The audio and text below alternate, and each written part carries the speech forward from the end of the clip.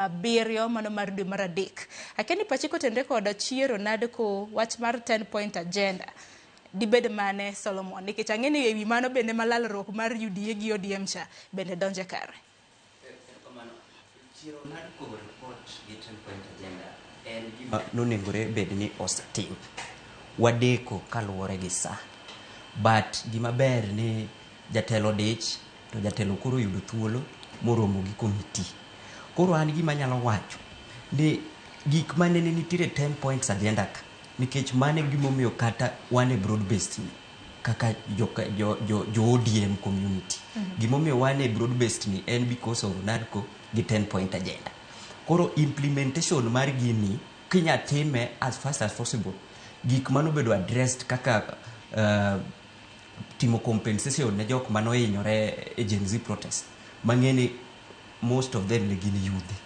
Mago gik monego bed ni obed addressed mapiyo piyo moto mikoro kata ka wadhi e lalruok mar a coalition to wan gi lalruok ka the NADCO report gi the 10 point agenda obedo addressed.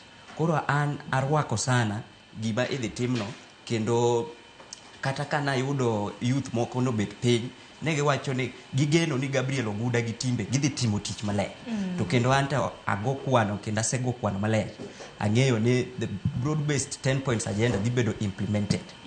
Kendo kik wabed gi luoro moro amora kako nagi. Kik wabed gi luoro moro amora kako nagi.